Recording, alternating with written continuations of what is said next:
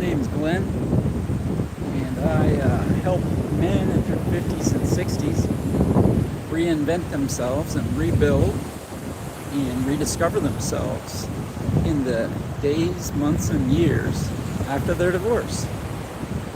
And I'd give a shout out on the live cast here.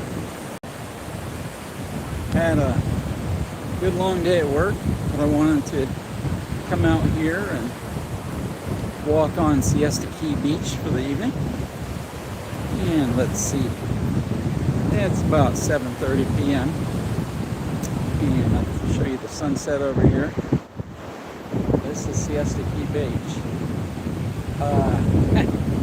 Can't tell you for sure if you can hear much because the wind is pretty good out here. Let's show you.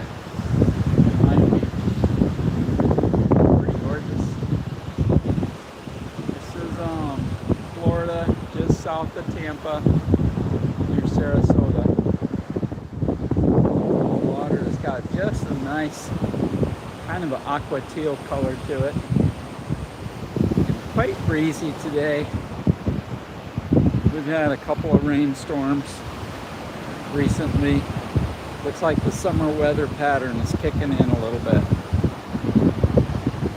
I was here a few days ago, about a week and a half ago, walking up this beach doing a live cast. I was walking to the drum circle, which occurs every Sunday night out here right at sunset.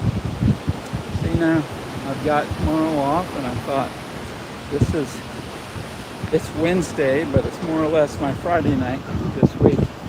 So I thought I'd come out here and chill a little bit with you guys.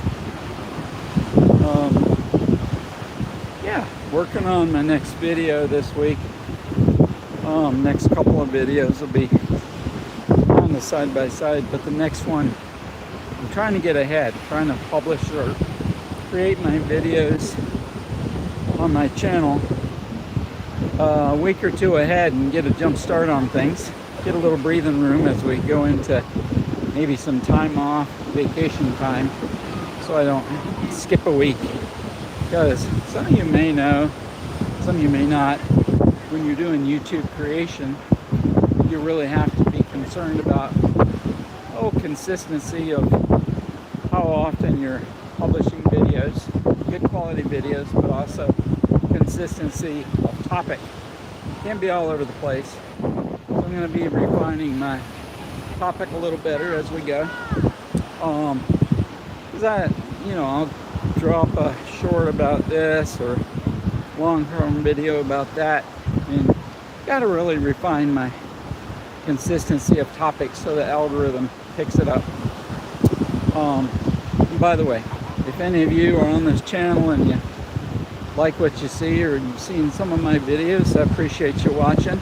And if you give me a thumbs up, that's awesome. I love that love language. If you feel like subscribing, that's cool too. I'm going to build this channel more or less from scratch. But yeah, one of the things I was thinking about chatting about tonight is my next topic. Hi there. Thanks for joining. It's just so bright out here, sorry, but thanks for saying hello. And if you say hello to me, gosh, I sure wish you could tell me where you're from, you know. So I do have viewers from New Zealand, Australia, some from India, and it looks like I'm getting quite a few from Great Britain. Anyways, on the videos at least. So yeah, give me a shout out, I love that. But if you can tell me where you're from, that's awesome. All right, Morocco. That is great. I was in Morocco last spring. That's great. The only thing I didn't like about Morocco is they drink more tea than coffee. I gotta say, I'm a coffee drinker. And it was tough in Morocco because they love their tea. I like the tea, it's good. I gotta have a stiff cup of coffee in the morning. That's just the way it is. The Moroccans were very warm people. The country is very diverse. And man, I gotta tell you, that's some kind of desert out there. So thanks for joining from Morocco. That's wicked cool. So anyways, this next video I'm working on is gonna talk about an interesting topic. I didn't know a whole lot about this until after really my separation from my wife of many, many years. And I started seeing this on videos, and I forget the guy's name, but he wrote a book, gosh, eons ago, something like No More Mr. Nice Guy. So my next video is basically going to be about not being a nice guy. All right, so before any of you scream and shout, there's some differentiation that needs to occur when you talk about being a nice guy, because there's something called nice guy syndrome that we're going to get into more in the video, but I'll touch base here. And I'm not talking about ditching being a good person, but being a nice guy kind of alludes to, hey, you do nice things for other people and you get along with other people, you're kind to other people with some degree of expectation of something in return. It also alludes to when you do things for people, even at significant cost for yourself, or when you don't quite want to do things for other people.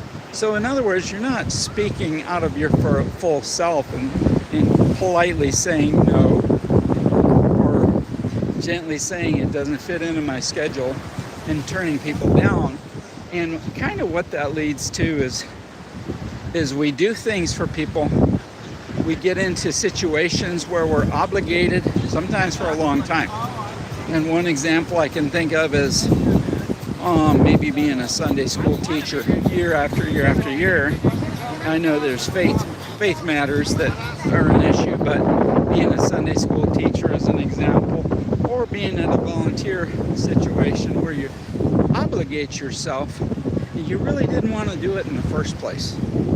So what does that do? Let's use an example, like if you're obligating yourself to someone who's an acquaintance, not even necessarily a friend. Friendships are different. They're deeper, they're longer lasting, and there's a basis there. I sure hope you guys can see me.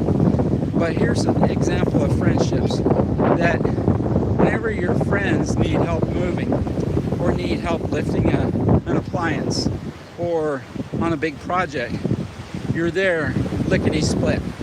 You take care of business, you help them. But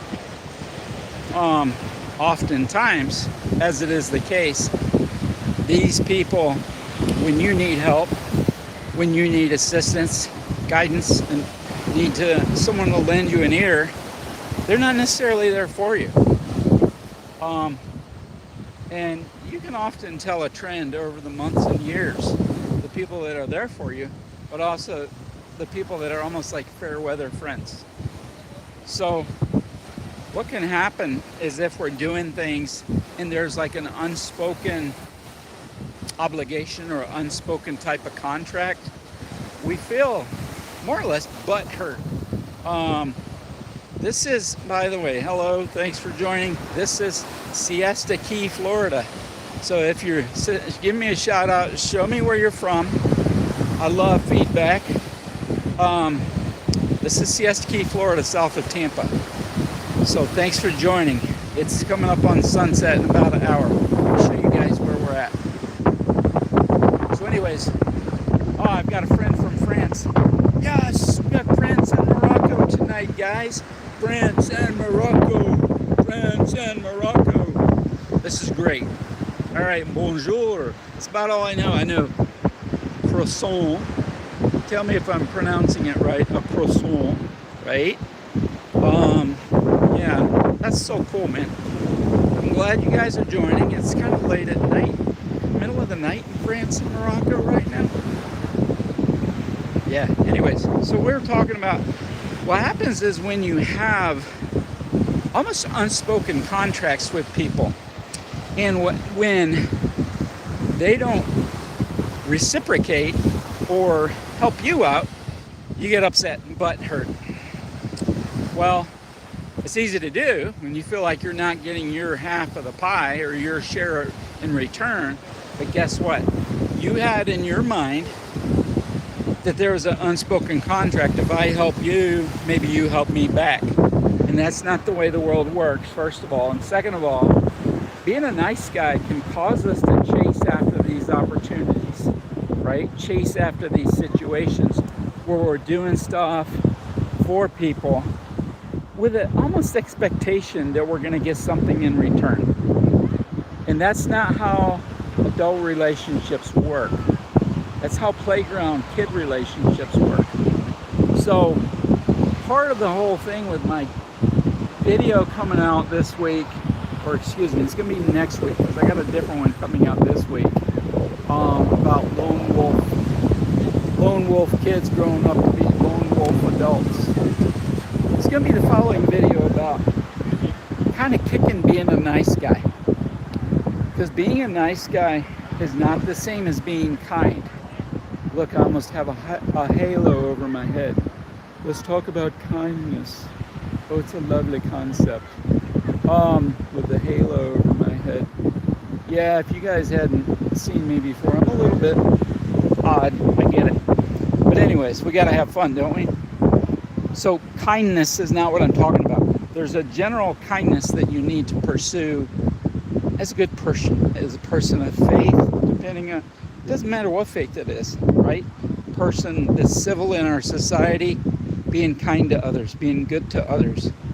But I'm talking about something called nice guy syndrome. Nice guy syndrome can cause you to repeatedly end up in one-way relationships where you're expecting other people to deliver something. There's like an unspoken contract, and guess what? There was never an agreement of anything. You help these people with an expectation of some sort of return. And sometimes it's a subconscious expectation. Where do we get this nice guy concept, this nice guy syndrome from? Well, unfortunately, we get this nice guy syndrome from our childhood, okay? Because a lot of us in our childhood didn't get what? Unconditional love. We got love, we got adoration that was contingent upon us being what? Nice boys and girls.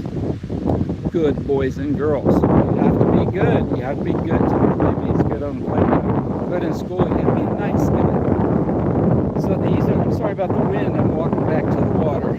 But these are the things we have to differentiate. And talking about men that are dating, that are reinventing themselves, especially in their 50s and 60s, a lot of times we find ourselves, if we were in nice guy relationships with our ex, nice guy relationships with our ex, which meant there was a under the surface kind of contract with them.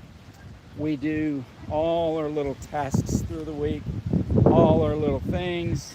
We're following the career path, of course, being good parents, going to see the in-laws, taking our vacation time to see family up in Ohio, and all of a sudden we find ourselves, where's our identity? It's not there. We never stood up for ourselves, never stood up and said, no, that doesn't align with what I want to do. No, I busted my butt all year and I want to take a proper vacation. So these things have ramifications. So if you're reinventing yourself in your 40s and 50s and 60s, it's important to identify, do you have nice guy traits? Do you have traits that lead people to lean on you but not reciprocate? Do you have traits that where if you do nice things for others, kind things, that you expect them to reciprocate and do kind and nice things back?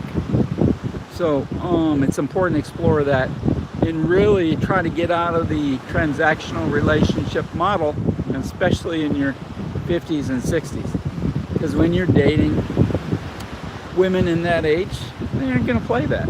Or they're going to notice that you're a nice guy and suck you in and take you for every bit of bone marrow you have. That's a fact. All right, on to lighter topics. So that's my next concept video, working on it this week, about being nice guys. And please don't get me wrong, we're not talking about kindness, we're not talking about our values and our faith, we're not talking about just being a good neighbor. Different thing. So I'm going to stop chattering for a minute and show you guys once again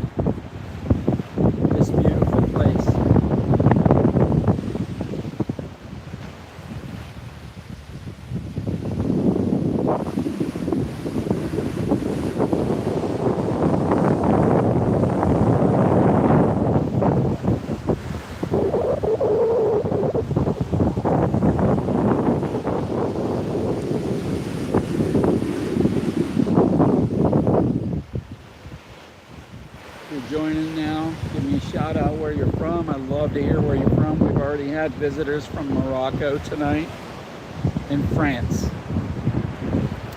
Tell me where you're from. And if you get some value out of this content, you like what you see, give me a subscribe or a like. Thank you very much.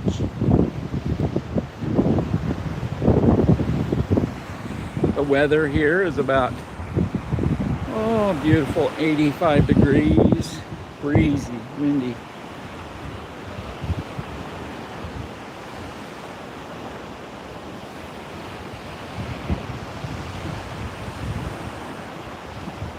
Alrighty, so I appreciate you all joining me on my pontification about being a nice guy.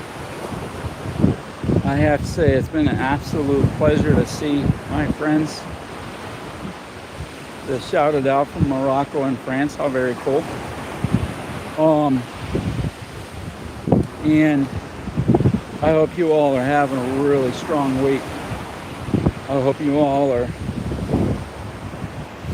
really taking care of yourselves, taking care of your others and your loved ones, and I hope you all are blessed.